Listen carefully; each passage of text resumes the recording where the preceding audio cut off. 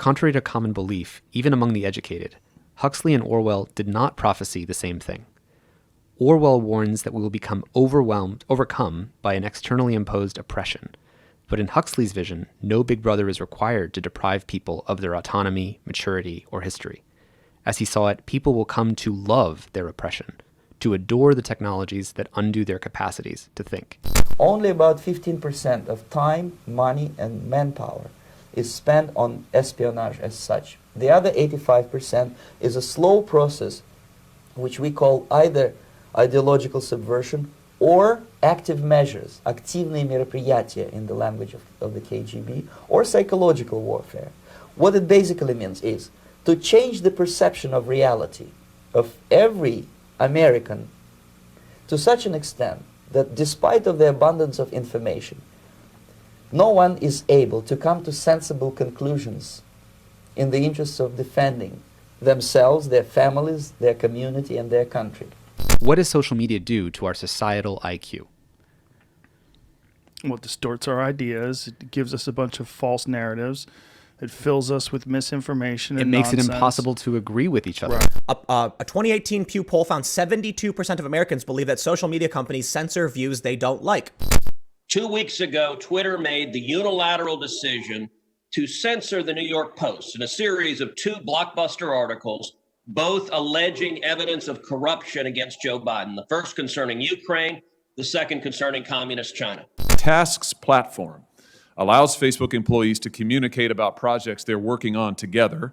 That includes Facebook's censorship teams, including the so-called community well-being team, the integrity team, and the hate speech engineering team, who all use the task platform to discuss which individuals or hashtags or websites to ban. Now, Mr. Zuckerberg, you're familiar with the task platform, aren't you? Use the task system for, I think it's, as you say, for people coordinating all kinds of work across the company, although I'm not sure if I'd agree with the characterization specifically around content moderation that you gave. What particularly intrigued me is that the platform reflects censorship input from Google and Twitter as well. So Facebook, as I understand it, Facebook censorship teams communicate with their counterparts at Twitter and Google and then enter those companies' suggestions for censorship onto the task platform so that Facebook can then follow up with them and effectively coordinate their censorship efforts. So Mr. Zuckerberg, let me just ask you directly, under oath now, does Facebook coordinate its content moderation policies or efforts in any way with Google or Twitter? Senator, let me be clear about this. We do coordinate on and share signals on security-related topics. Some of the president's lawyers, anyway, some of the president's team continue to insist that there was widespread voting fraud in Florida. I know you and the governor of the Secretary of State have pushed back and denied that. 4 suitcases come out from underneath the table. We have multiple ballots with the very same signature. I don't know if challenge is the right word. This is not a time for you to be investigating right now. I'm the election supervisor. I am the person that sits and does the adjudication. Yes, sir? Go back to the Trump and Biden race and decide, since both are marked, you just count one of them and not count the other one? Can you decide? Let's see. Yep, sure can. I think I want to vote for Biden. Let's let Biden win this one.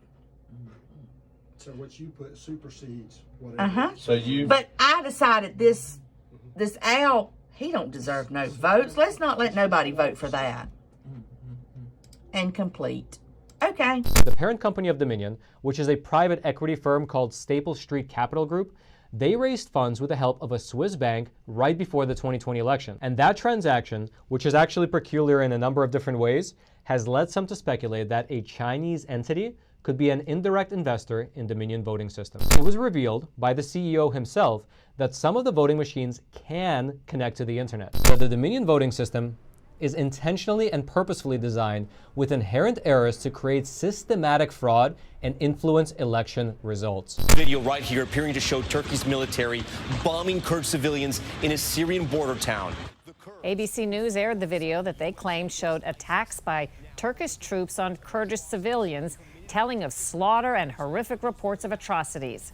But ABC removed the video and apologized on Monday after online viewers seemed to find the video wasn't shot recently and wasn't even from the Mideast, but from a gun show demonstration in Kentucky. Most of the people who graduated in the 60s, dropouts or half-baked intellectuals, are now occupying the positions of power in the government, civil service, business, mass media, educational system. You are stuck with them. Well, one report says that liberal professors outnumber conservatives, in New England anyway, 28-1.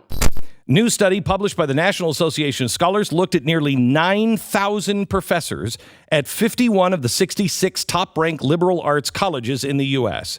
The ratio of Democrats to professors, Republican professors, is 12.7 to 1. 40% of the colleges had 0 Republicans on staff. You're supporting ideologues who claim that all truth is subjective, that all sex differences are socially constructed, and that Western imperialism is the sole source of all third world problems. They are the postmodernists, pushing progressive activism at a college near you. They produce the mobs that violently shut down campus speakers, the language police who enshrine into law use of fabricated gender pronouns, and the deans whose livelihoods depend on madly rooting out discrimination, where little or none exists. Their thinking took hold in Western universities in the 60s and 70s, when the true believers of the radical left became the professors of today.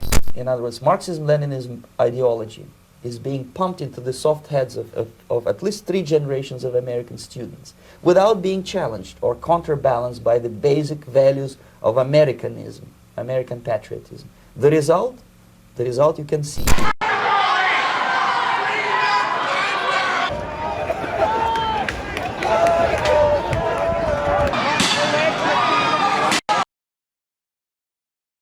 Yet these people who've been programmed and, as you say, in place, and who are favorable to an opening with the Soviet concept, these are the very people who would be marked for extermination in this country? Most of them, yes. Simply because the psychological shock when they will see in future what the beautiful society of equality and social justice means in practice, obviously they will revolt. They will be very unhappy, frustrated people.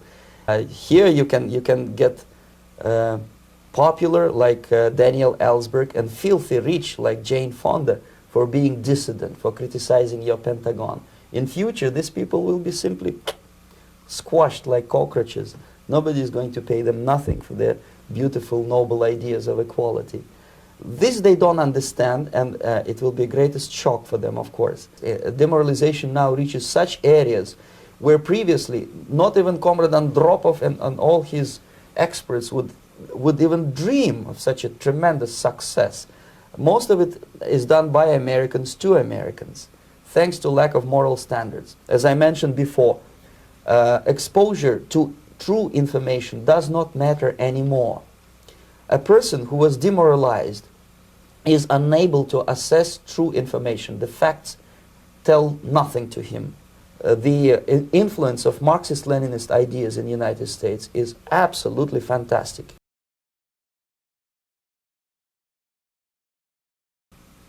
The next stage is destabilization.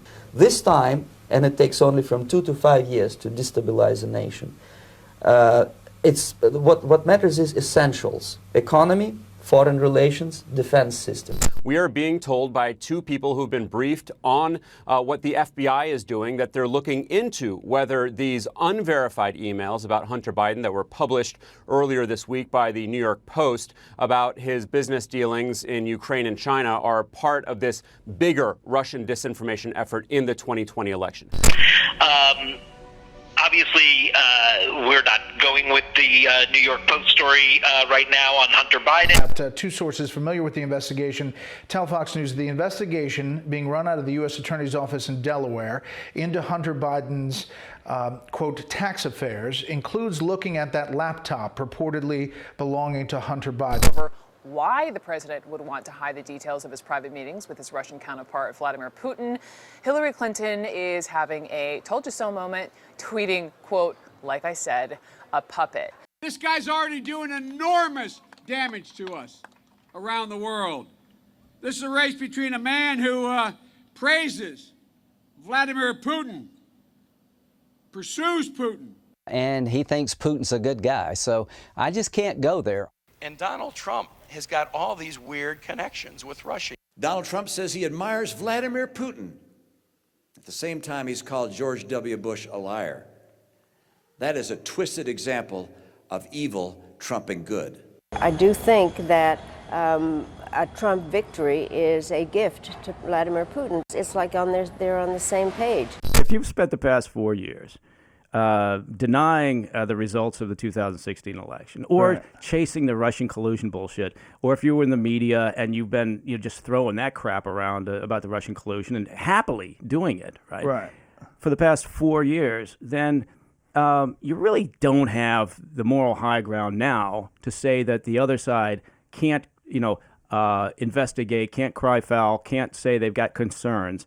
And that we should just all, as Nancy Pelosi says, we just have to unify now. And also recognizing that you spent, if you're a hardcore Democrat, you spent the last 4 years saying Russia got Trump into power. And even after the evidence comes out that that's not true, you're in denial of that. Yeah. And they've never taken it back. I believe them, and I respect them being able to tell their story and having the courage to do it. But I also believe, and it's personal, and I was actually it was hurtful to hear you talk about the reputations of two United States senators who built their reputations and career on the segregation of race in this country. There was a little girl in California who was part of the second class to integrate her public schools. And she was bused to school every day. And that little girl was me. It was a debate. No, there will not be another foot of wall constructed on my administration. I voted for a fence. I voted, unlike most Democrats, some of you won't like it, I voted for 700-mile fence. But let me tell you, we can build a fence 40 stories high. Unless it changes the dynamic in Mexico, and you will not like this, and punish American employers who knowingly violate the law when in fact they hire illegals. Joe Biden committed to ending and crushing the virus and having a Build a Better America initiative, Build Back Better. It's called the COVID relief bill, but it has almost nothing to do with COVID. This bill contains $85.5 million for assistance to Cambodia, $134 million to Burma, $1.3 billion for Egypt and the Egyptian military, which will go out and buy almost exclusively Russian military equipment. Well, I don't have any concern about Mr. Swalwell. The biggest fish she targeted, according to Axios, California Congressman Eric Swalwell, a Democrat on the House Intelligence Committee. Fong was a fundraiser in Swalwell's 2014 campaign and helped get an intern a spot on his staff. A latest Daily Mail report has revealed how 1.95 million registered CCP members infiltrated defense firms, consulates, tech firms, automobile giants, banks, pharma majors, and media firms around the world. The next stage, of course, is crisis. It may take only up to 6 weeks to bring a country to the verge of crisis. As COVID cases skyrocket, now topping an average of 170,000 a day. I'll be hanging out after. There is no number or category to convey the emotional weight carried by frontline hospital workers. All right, cool, no problem. All right. USA! USA! Stay safe, stay healthy, not only for yourselves, but your loved ones. When you come home, if you haven't practiced physical distancing, be careful. Tonight, a Fox 11 exclusive. We've obtained this photo of Governor Gavin Newsom dining at the luxurious French Laundry restaurant in Napa. I'm losing everything. Everything I own is being taken away from me. And they set up a movie company right next to my outdoor patio. which is right over here. Again, as Dr. Fauci said earlier, and I wish the president would listen to him or hear him even, that you just cannot think that this is pretend it went away and go out there. So yes, it's inconvenient, but it's even more inconvenient if you're going to be infected or worse. Video of Pelosi getting her hair done on Monday with no mask on.